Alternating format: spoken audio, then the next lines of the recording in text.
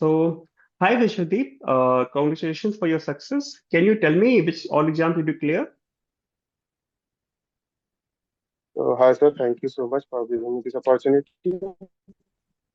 So, actually, I've cleared this year IBPS clerk, and also I've been to RRB PO, then Nainital Bank PO, ECGC PO. I've gone through the interview but didn't qualify in the final selection.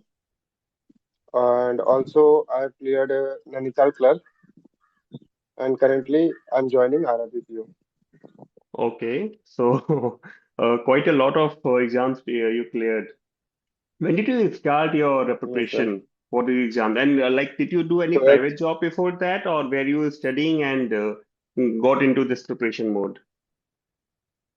no, actually, my journey started in 2024, actually, 23 actually, after Okay. my graduation. So I was little bit confused about what I'm going to do. तो फिर उसके बाद में मैंने क्या किया कि मैं पहले सोचा कि प्राइवेट जॉब करूंगा। Mm-hmm. देन उसके बाद में वो मेरे से जमा नहीं। तो मैंने सोचा कि मेरा फील्ड थी commerce background, so I complete done my graduation in commerce BCom. And उसके बाद मैंने सोचा कि क्या करना है। फिर मेरे अंकल भी थे तो उन्होंने मेरा बहुत सपोर्ट किया। तो I was like banking career मेरे, मतलब उससे भी ग्रेजुएशन से भी लिंक करता है और उसमें मैं अच्छा कर सकता हूँ। तो उसके बाद में मैंने एक जगह प्राइवेट फर्म भी ज्वाइन किया था। I not take the name of the company. That's तो fine. उसमें मैं 3 मंथ्स काम किया। It is US based company. तो जब मैं ठीक है. काम कर रहा था तो मुझे अंदर से ये लगा कि मैं जो काम कर रहा हूँ वो यूएस के लिए कर रहा हूँ। Then how can I help my Indian people.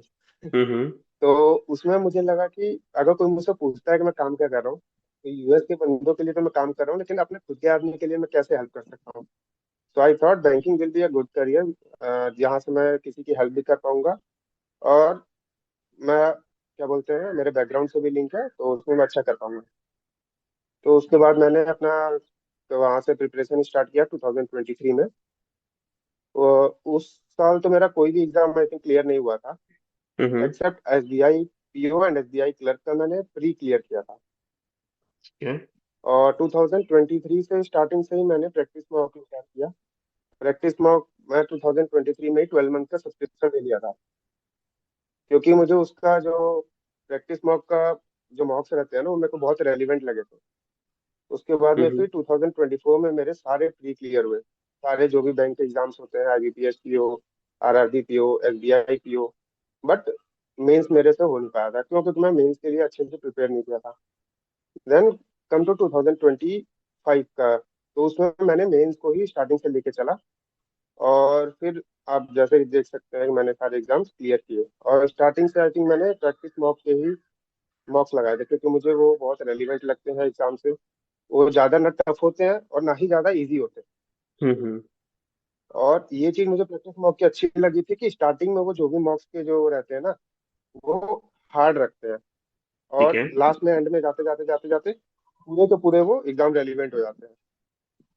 तो वो चीज मुझे थोड़ा हेल्प ज्यादा की थी ताकि लास्ट में आप स्कोर भी बूस्ट कर सकते हैं और आपका मोटिवेशन भी हाई रहेगा कि हाँ, मतलब अब मैं तैयार हूँ। तो अपने ओवरऑल स्टडी शेड्यूल के बारे में जो आपकी स्ट्रेटेजी रही कैसी रही, उनके बारे में बताइए कि कोई प्लान था कि सुबह उठ के 5 ही बजे उठ के पढ़ना शुरू करना है 2 घंटे के लिए या फिर रात का समय निकालना है ऐसा कुछ? तो नहीं सर, ऐसा मेरा ज्यादा स्टूडियस टाइप का मैं स्टूडेंट नहीं हूँ। मेरा ये रहता है कि मैं बैलेंस लाइफ अप्रोच रखता हूँ। मेरे को जिम भी जाना था, मैं जिम भी जाता था। देन मैं इवेंट मैनेजमेंट भी करता था ताकि मैं साइड इनकम अर्न कर सकूं। ओके. तो मेरा नाइस. शेड्यूल ये रहता था कि मैं वीकली वंस या ट्वाइस इवेंट मैनेजमेंट करता था, ताकि मेरा वीकली मेरा एक्सपेंसेस निकल जाएंगे वहां से। देन हम्म. मैं आफ्टरनून में बैठता था अबाउट 11 और 12, after my breakfast, after my lunch.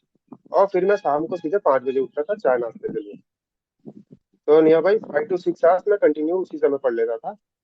और रात में मैं फिर जीके पढ़ता था थोड़ा, क्योंकि ओके. जीके पढ़ने के बाद नींद थोड़ी जल्दी आ जाती है हम्म. तो इसलिए मेरा जीके थोड़ा पढ़ लेता था और उसके बाद में फिर मैं सो जाता था, और यही सेम रूटीन में डेली करता था। बट हाँ, जब से नोटिफिकेशन आ जाती थी हम्म. तो मैं थोड़ा उस चीज को इंक्रीज करके 8 to 9 आवर्स करता था, but not more than that. Eight to बीच नाइन में ट्वेंटी आवर्स ट्वेंटी पढ़ना मिनट्स का पड़ेगा। गैप ले लेके राइट। पढ़ना पड़ेगा, क्योंकि प्रैक्टिस प्रैक्टिस बहुत इंपॉर्टेंट है। हम्म। हम्म। बैंक एग्जाम के लिए प्रैक्टिस बहुत इंपॉर्टेंट है, क्योंकि मैथ्स और रीजनिंग ऐसी चीज है ना कि आप हम्म। अगर 1 वीक भी आप छोड़ दिए तो आपकी प्रैक्टिस खत्म। फिर आपको समझ जाइए कि आप 50% आप जहाँ पे थे उससे नीचे आ जाओगे। राइट। तो राइट। प्रैक्टिस बहुत जरूरी है। इंग्लिश सेक्शन एक मतलब ऐसा सेक्शन है जो कि इस एग्जाम में, इन सारे एग्जाम्स में एस्पिरेंट्स को तो टफ लगता है। इसकी तैयारी आपने कैसे की? हाँ सर, इंग्लिश के लिए तो मैं निमिषा बंसल मैम है, उनकी वीडियो यूट्यूब पे फॉलो करता था। हम्म। तो उनकी परफेक्शन क्लास होती है, तो यूट्यूब पे भी उनके फ्री वीडियोज आ जाते थे। तो मैंने अधिकतर फ्री सोर्सेज का ही काम यूज किया है। देन एडिटोरियल ज़्यादा हेल्पफुल था, न्यूज़पेपर हो गया। और आप एक बार जब एडिटोरियल पढ़ना सीख गए तो हम्म। मैं तो कहूँगा आप वीडियोस मत देखो, उसके बाद से आप खुद एडिटोरियल पढ़ना सीखो। और देन उसको समराइज करके आप खुद लिखना सीखो। इसकी वजह से आपको डिस्क्रिप्टिव में भी हेल्प होगी। प्लस आप एडिटोरियल में जो वर्ड्स होते हैं उसको भी ग्रेस्प कर पाएंगे कि हाँ कौन सा वर्ड कहाँ पे यूज होना है।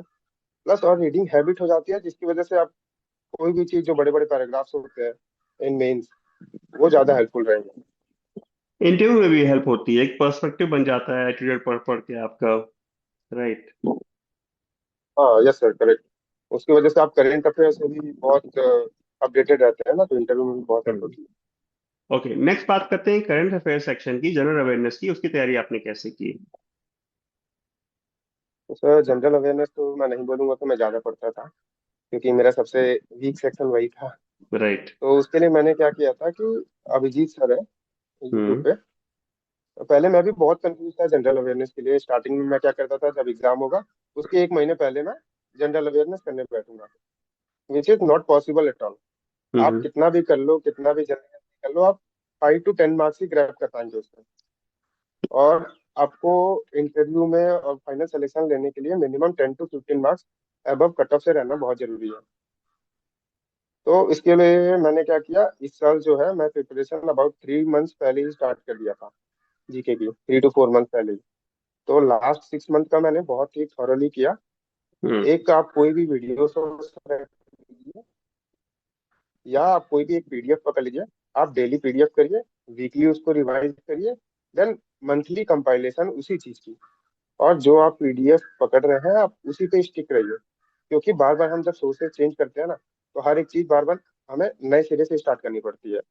और आपका एग्जाम आता रहेगा, आप और घबराएंगे कि ये मैं कैसे करूं, कैसे कंप्लीट करूं।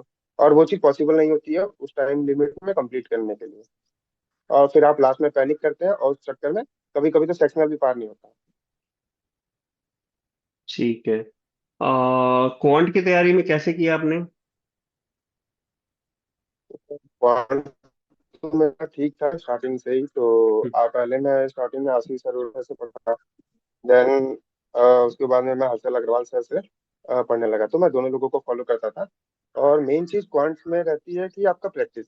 आपने एक बार बेसिक्स कंप्लीट कर लिया, फाउंडेशन 1 महीने, 1 से 2 महीने इनफ है कि आप फाउंडेशन हम्म। अपना कंप्लीट कर लीजिए। उसके बाद आप केवल मॉक्स लगाइए, केवल मॉक्स लगाइए, मॉक्स से प्रैक्टिस करिए, सेक्शनल लगाइए, सेक्शनल से प्रैक्टिस करिए। और कोशिश करिए कि अगर आप पीडीएफ से भी सॉल्व कर रहे हैं तो हम्म। पीडीएफ से सॉल्व करने में क्या बोलते हैं, टाइम लिमिट को डिक्रीज करते जाइए। जैसे आज मैंने उसी पीडीएफ को अगर मैं आधे घंटे में लगा रहा हूँ, मैं कोशिश करता था कल वो 15 मिनट में लगाऊं। और मॉक्स में भी मैं कोशिश करता था कि जितना भी हार्ड मॉक हो पहले मैं ट्राई करूँ उसको बिना पेन पेपर के सॉल्व करने के लिए, ताकि मेरी माइंड कैलकुलेशन थोड़ी इंप्रूव हो जाए। हम्म। जो कि पॉसिबल हर एक क्वेश्चन के लिए नहीं होता है, but try I am trying most of the questions like this only, कि मैं माइंड में प्रैक्टिस कर लूँ। जिसकी वजह से अगर इन फ्यूचर मेरे को पेन भी उठाना पड़े तो मेरी 20 to 30% चीजें माइंड में हो जाए। राइट। तो क्वांट के लिए है practice, practice and practice. And I think same goes for reasoning as well. Reasoning session की तैयारी कैसे की आपने? जी सर, रीजनिंग में भी यही है, Ankush Lamba sir most popular sir है, सबको लोग जानते होंगे उनको। तो मैं भी उन्हीं से स्टार्ट किया था। उनसे भी मैंने प्रैक्टिस किया, क्वेश्चंस प्रैक्टिस किया। उसके बाद में जब मैं कॉन्सेप्ट क्लियर हो गया तो फिर मैं मॉक से प्रैक्टिस करने लग गया। जो भी पीडीएफ मेरे को जहाँ से भी मिल जा रही है, हम्म। टेलीग्राम से, यूट्यूब से, या कोई भी वीडियो सोर्स से, तो मैं वहां से उठा के प्रैक्टिस करता था। और तो ये बताइए, प्रैक्टिस मॉक ने आपकी कैसे हेल्प की? एक प्रैक्टिस मॉक के मॉक्स ने। सर एक्चुअली क्या था कि मैं सुबह सुबह उठता था, तो मेरा एक रूटीन था कि मैं पहले ही प्रैक्टिस मॉक का मॉक खोलूंगा, एक मॉक लगाऊंगा, उसको एनालाइज करूंगा। तो मेरा सुबह का जैसे बोलते हैं ना दवा खाने का, तो वैसे ही हम्म। मेरा ये था कि प्रैक्टिस मॉक खोल के एक बार आप मॉक लगा लें, और सोने से पहले एक बार मॉक लगाना है, ताकि मैं पता कर पाऊँ कि मैंने सुबह में उठा तो जो मैंने गलती की थी वो मेरे से सामने भी हो रही है कि नहीं। हम्म। तो प्रैक्टिस मॉक तो मैंने बता ही दिया कि बहुत रेलिवेंट रहता है एग्जाम के लिए, और वो ना राइट। ज्यादा हाई लेवल बनाता है ना ज्यादा लो लेवल। और हम्म। तो उसने मेरी बहुत हेल्प की थी, तो स्टार्टिंग से ही मैं प्रैक्टिस मॉक ही यूज कर रहा था। तो उसके ठीक है। सेक्शनल्स भी है, आप सेक्शनल भी यूज कर सकते हैं, सेक्शनल भी अच्छे रहते हैं। हम्म। तो जैसे मॉक टेस्ट के एनालिसिस का क्या रोल होता है, इसके बारे में थोड़ा एक्सपीरियंस को बताइए। तो सबसे ज्यादा मोस्ट इम्पोर्टेंट थिंग यही है, क्योंकि हमें ये तो पता चल जाता है कि हमने स्कोर कितना किया है मॉक में, राइट। बट जब तक हम एनालिसिस नहीं करते हैं तब तक हमें पता नहीं रहता कि हम गलती कहाँ की है। और वही बहुत लोग गलत कर देते हैं कि वो एनालिसिस नहीं करते, मॉक को मॉक भी देते हैं।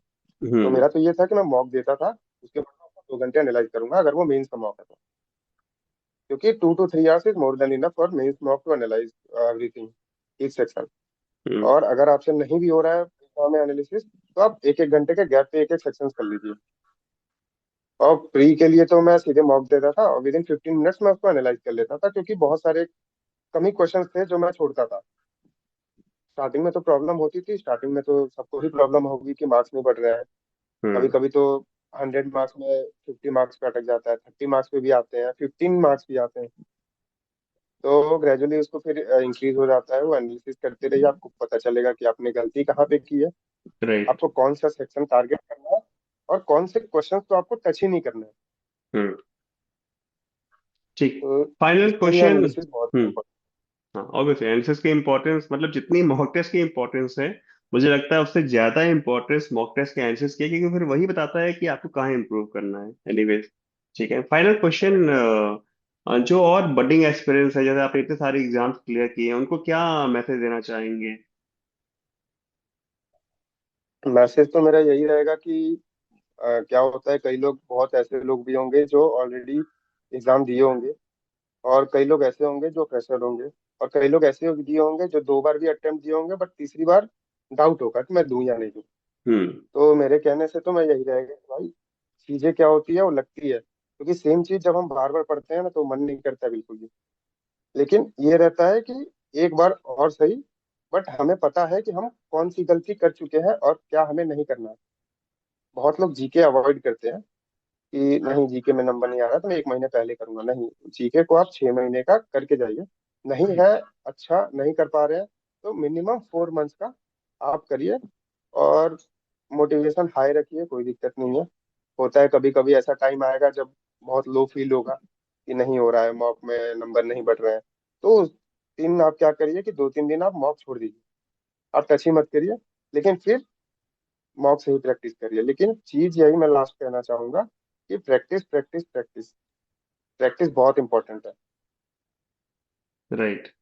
ठीक है Vishwadeep, Vishwadeep, thank you for your time and your feedback. Thank you sir. ठीक है। And I hope you will do good in your future. ठीक है, ऑल द बेस्ट। और थैंक यू थैंक यू। अपने ऑडियंस से मैं ये कहना चाहूंगा कि ये विश्वदीप सिंह है, इनका आपने सुना इंटरव्यू कि कैसे इन्होंने इतने सारे एग्जाम्स निकाल लिए, और इनका शुरू से लेकर अंत तक यही था कि कॉन्सेप्ट्स क्लियर करके केवल प्रैक्टिस प्रैक्टिस प्रैक्टिस करें। तो मेरे ख्याल से आप लोग भी कर सकते हैं, आप लोग को भी सक्सेस मिलेगी, मिलनी चाहिए। ठीक है। Thank you Vishwa, thank you once again. Bye bye. Thank you, thank you, bye.